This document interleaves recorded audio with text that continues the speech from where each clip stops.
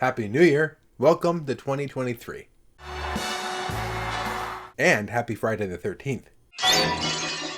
Did you know that a Friday the 13th can only happen when the first day of the week lands on the first day of the month? So if you have a Sunday the 1st, you'll get a Friday the 13th.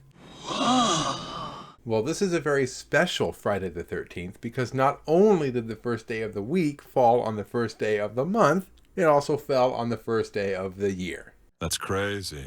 I know, that's crazy. But you know what? I'm not here to give you a bunch of calendar trivia. I'm here to talk about the next movie in the Friday the 13th franchise. So far, I've covered the original, Part 2, and Part 3, which brings us to one of the most gruesome Fridays ever brought to screen, Friday the 13th, Part 4.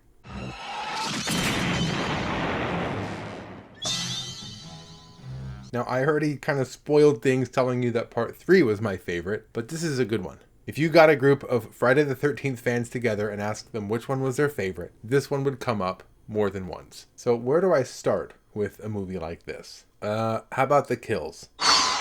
Friday the 13th Part 4 has some of the most gruesome, violent kills in the entire franchise.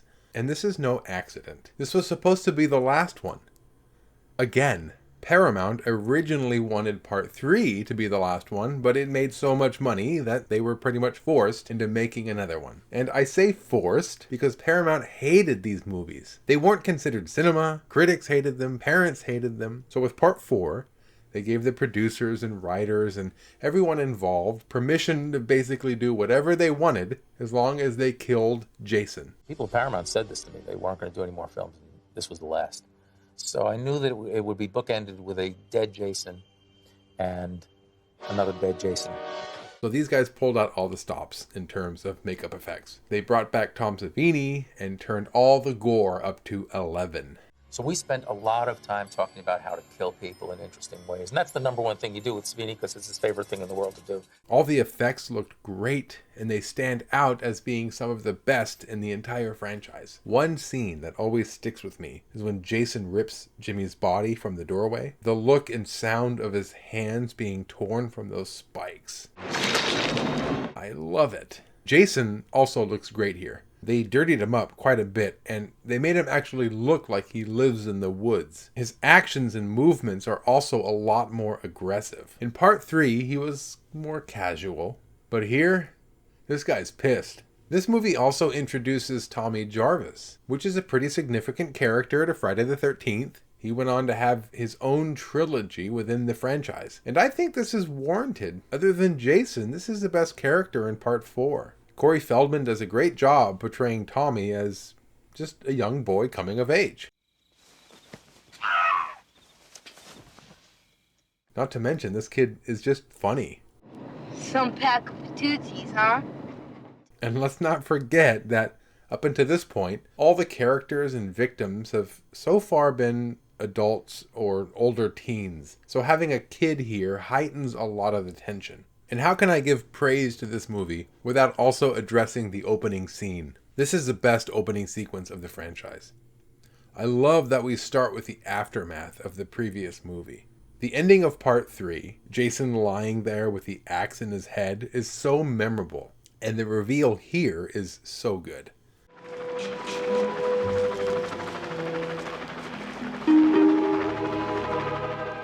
It makes 3 and 4 the best to marathon back to back because it really feels like this takes place right after Part 3. I know Part 3 is also supposed to take place right after Part 2, but it doesn't really feel that way. There's that stupid recap in the beginning, then it jumps to the market. So Part 2 and 3 never really feel like they're back to back. Okay, as great as this movie is, it's not my favorite. It's definitely got some problems. But before I get into those, I wanted to remind you that if you like my content and you'd like to support me, you can use the link in the description below to buy me a cup of coffee. Because long hours of writing and recording and editing is made so much easier with a hot cup of caffeine. Or if you'd prefer to support me in the classroom, I've also included a link to my Amazon wishlist. Okay, so the first thing that bothers me about this movie is there's just too many characters. Now, when I say that, you need to understand, I get it. In slashers like these, it's pretty much best practice to include as many people as possible to up the body count. My problem is all these characters are so boring. I know that part 3 gets a lot of hate because the characters are so one-dimensional. But that's what I want in my horror movie victims. Those hippies were clearly too old to be hanging out with everybody else. What were they doing there? How do they know these people? I don't care. The fact that they're hippies makes them fun to watch. And the same can be said about that biker gang. Where did they come from? And why are they so angry? I don't care. They're just fun to watch. Is this your rubber? The characters here are so boring. So much so that this movie confuses me. Are you stupid or something? Every time I watch it, I'm like, wait a minute. Who's dating who? And where do those twins come from? Look, there are some fun characters here. Everybody loves Jimmy's dance. Teddy is kind of funny. But as a whole, this group is just so forgettable. I think the most interesting side character is that one guy who's tracking down Jason to find his sister. I always think, okay, here's a narrative that's interesting. Then he gets killed. Another thing that bothers me about this movie is something that I'm sure nobody else cares about. I've always hated the fact that Tommy makes all of these masks. If he was just like a collector or something, I could go along with that. But I do not believe for one moment that this kid made these.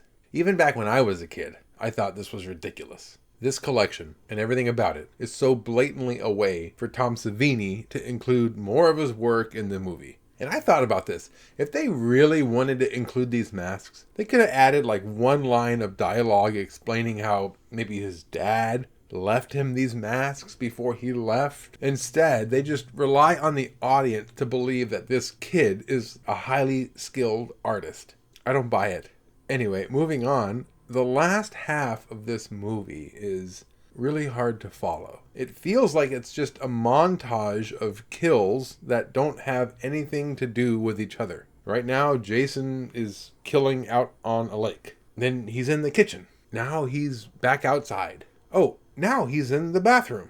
And all the while, nobody sees him wandering around? I came to hear you sing.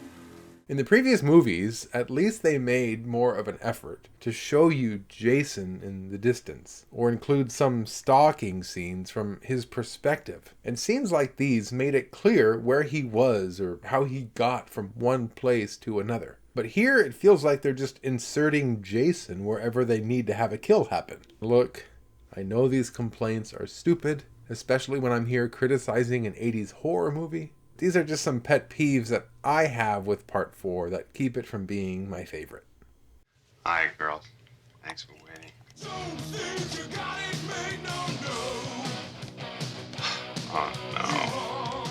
Thanks for watching, everyone. My name's Kenny, and until next time, let's not just watch movies. Let's talk about them, too. Oh, I'm excited for next time. We'll talk about the Jason movie without Jason. Too bad about Kenny, huh? Life in a big city.